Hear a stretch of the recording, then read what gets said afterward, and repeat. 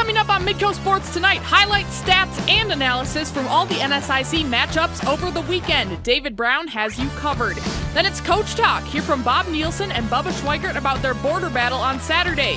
And finally, a high school player receiving support from NFL figures and people around the world after a tragic injury.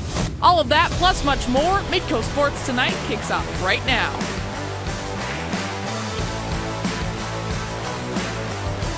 Hello and welcome to the show. I'm Kelly Stewart. We had a whole slew of NSIC games over the weekend and we'll break them down with David Brown later in the segment. But first, let's take a quick peek at the highlights, starting with Minnesota State Moorhead at Winona State. Winona State got out to an extremely fast first half, putting up 14 points in each quarter to lead 28-zip at halftime. MSU Moorhead would begin to turn things around at halftime, getting on the board early in the third with an 11-play, 75-yard drive for a touchdown. But the Winona State defense was a force to be reckoned with, turning the Dragons over 5 times, including 3 interceptions. MSUM would score one more time early in the fourth quarter to bring them to 14, but it wasn't nearly enough. The Warriors scored 14 more points in the second half to cruise to the win and to go 3-0 on the season, 42-14. One of the other 3-0 teams in the NSIC, the University of Sioux Falls. They were in Bismarck to take on UMary over the weekend, and the Cougs put up plenty of offense, a season-high 473 yards to be exact. USF led 14-0 at halftime, but would outscore the Marauders 24-7 in the second half to get to the 38-7 victory. A lot of that set up by the legs of Max Mickey, 24 carries for 150 yards and 2 TDs. But while USF was offensive heavy, let's credit the Cougs defense here too.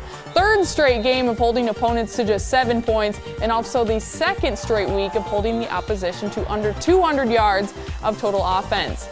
To Duluth we go for one of the most anticipated matchups of the weekend, Minnesota State Mankato taking on UMD. Now this game might have been a bit closer than the final score says. UMD trailed by just a touchdown and a little under 3 minutes to go in regulation, but off went Nate Gunn for the Mavericks. The running back bust loose for a 47-yard touchdown run and sealed the Mavericks' 38-23 victory over the Bulldogs at Molosky Stadium. Gunn finished with 229 yards on 37 carries, while wideout Shane Zylstra caught 8 passes for 204 yards and 3 touchdowns for Minnesota State, bringing the Mavs to 3-0 while handing UMD its second home loss of the young 2017 season.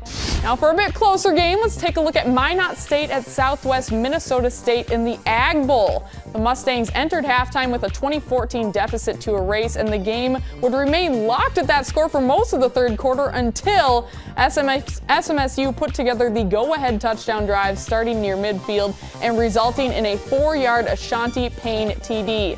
A fourth down stop by the Mustangs gave them the ball on their own 36 with 7:02 remaining, and then running back Payne took over once again from there, reeling off runs of 11, 4, and 5 yards before breaking free on a 20-yard touchdown run to extend the lead to 28-20 with just under 3 minutes remaining. But it got even more interesting.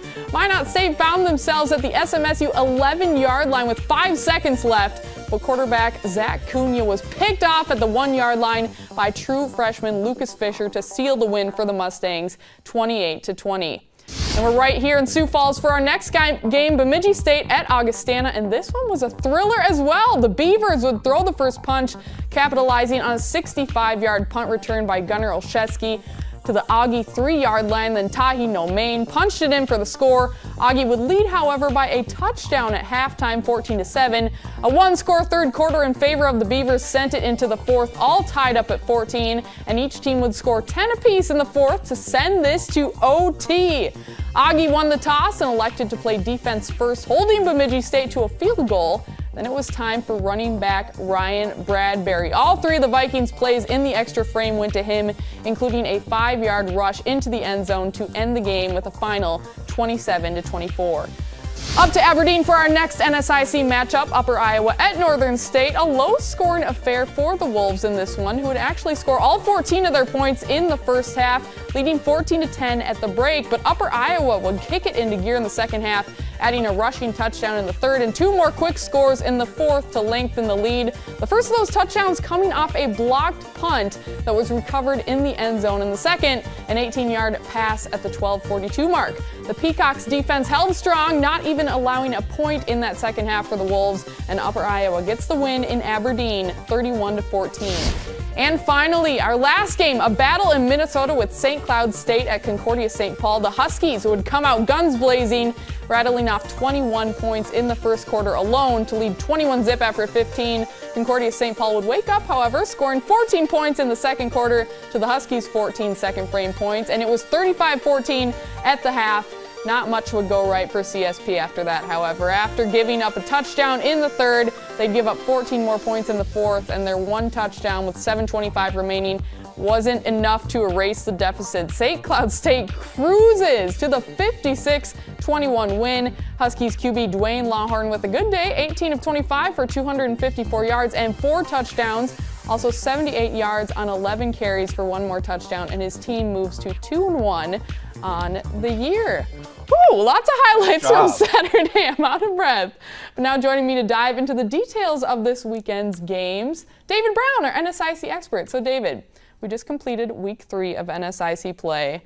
Had a lot of blowouts, a lot of close games, but what would you say was the most impressive of those wins? The most impressive win is Augustana over Bemidji State, and I think pretty much only the kids in that Viking locker room were the only ones who believed that they could actually beat the Beavers, just considering the previous 2 weeks, an unimpressive win over Minot State, and before that a week 1 blowout loss to MSU Moorhead. And of course, as I mentioned, it seemed like the Vikings struggled to start the season more than they should have. The blowout loss at home, the unimpressive win over Minot State. But this week they kept things close and they kept things going against Bemidji State. Their offense really matched wits. Ryan Rubley had a couple of good touchdown passes for Augustana. They kept pace with Bemidji State. Remember, Bemidji State had the highest scoring offense in the entire NSIC last season. But this might be the play of the year, Kelly. This is 4th and 19, a double hook and ladder to keep the drive alive, down by 4 in the final seconds. They get a late touchdown. This is the backup quarterback, by the way, a true freshman, Kyle Sadler. He's going to get the go-ahead touchdown right here to Drew Reinschmidt with 22 seconds left. Now Bemidji State comes down, ties it up with a field goal, but the Vikings would eventually win in overtime on a Ryan Bradbury touchdown run. So any coach is going to tell you that whether you win by 1 point or by 30 points, it really doesn't matter. A win is a win. But to win in that fashion, like this with the Ryan Bradbury walk-off touchdown, I think that gives the Vikings a little bit more confidence, and it kind of makes that week 1 blowout loss a little bit of an anomaly. The Vikings have turned the corner, and they are firing on all cylinders. Yeah, just a huge momentum boost, and they needed that at this point in the season. But let's go to the players. MVP of week 3. I'm going to cheat a little bit, and I'm going to say they are co-MVPs, Minnesota State running back Nate Gunn and Minnesota State wide receiver Shane Zylstra. Anytime you get 2 offensive players, each with more than 200 yards of offense, you know you're doing something right. Nate Gunn, the USD transfer, 229 yards on 37 carries and a touchdown. He's becoming the workhorse running back for the Mavericks right now. And then Shane Zylstra, 8 catches, 204 yards, 3 touchdowns. And keep in mind, both these performances come against a Minnesota Duluth defense notorious for defending its home turf. The Bulldogs were 55-5 in their previous 60 home games, and they've lost the first 2 of this season. So that's another story altogether. But the fact remains, Nate Gunn, Shane Zylstra, a dynamic duo for Minnesota State Mankato. More than 200 yards on offense apiece for both of them. And Kelly, they're just sophomores. This Maverick team is going to keep improving. They already have a solid defense. And I think when you look at Gunn and Zylstra and all those other weapons on the Mavericks offense, there's a reason why they're 3-0 right now. Well, like you mentioned, Gunn, the USD transfer, and he's definitely found his niche. He has found his niche. 37 carries. You know they're just going to keep feeding him the ball. Oh, good for him. All right. Going to the bad side, the most concerning result of week 3. Easily MSU Moorhead losing to Winona State. It's not much of a surprise they lost to the Warriors. The Warriors are a good football team, but it's how they lost, losing 42-14. We were all high on the Dragons, myself included, after their week 1 win at Augustana 38-7. But since then, MSUM's given up a combined 93 points, and their offense has really had to play catch-up. I think the offense is still solid, but the problem, as you see here, Demetrius Carr is trying to force throws. He got picked off by J.D. Jackson Hanson of SMSU 4 times a week ago. He had 5 total interceptions against the Mustangs, 3 more against Winona State. Kelly, he has 9 interceptions this season through 3 games. He had 7 all of last year. I think Carr can be a more comfortable quarterback with the lead for this MSU Moorhead offense, and I think that offense can still put up points, but they need a lead. This defense defense right now. I don't know if they're tired or I don't know if the personnel is just not correct, but after that Week 1 win against Augustana, the defense just has not been doing well. When you give up 93 points in 2 weeks, after giving up just 7 Week 1, there's something going on there. They like to shift a lot of different guys in, what they call 22 personnel, basically have line changes like in hockey for their defensive line and linebackers. If they can get the defense figured out, I think the Dragons can turn it around, but for right now, they're pretty much grounded. 93 points. They definitely need to turn that around, but they can. All right, David, after this weekend, the only team in the NSIC North with a winning record is St. Cloud State. Are the Huskies for real? Well, not necessarily by default, but I think they are for real. And I think part of the reason for that is because every coach talks about that 50-50 balance. It's become a cliche, 50% run, 50% pass. The difference is St. Cloud State has kind of proven it so far. 587 rushing yards, 624 passing yards. That's just a 37-yard difference through 3 games. And quarterback Dwayne Lawhorn has really stepped up. He's filling in for one of the Huskies' all-time leading passers in Nate Meyer. 7 touchdowns already combined through the first 3 games for Dwayne Lawhorn. Now, the Huskies do need to find some consistency. They had a great Week 1 win at SMSU where they kept the Mustang offense off the field. Then in Week 2 in a loss to Winona State, it was the Huskies offense being kept off the field. And then, of course, this blowout win this past weekend over Concordia St. Paul. The defense still has a little bit more question marks from my personal standpoint, but if the offense can find some consistency, St. Cloud State can be a team to reckon with. As we said, they're the only team above 500 in the NSIC North Division. That kind of says, you know, that old cliche about South teams being a little more consistent than North teams, but I think the Huskies have a little bit more staying power if Lawhorn continues to develop as a quarterback and if that defense can be a little bit more consistent. Well, an impressive game by him in Week 3. Absolutely. But big blowout win. Big blowout win, but we're done with Week 3. Let's look ahead to Week 4. What's the most important matchup? Well, the only matchup between teams above 500 is St. Cloud State and Augustana. They're both 2-1. But to me, the most important matchup is Southwest Minnesota State against Bemidji State.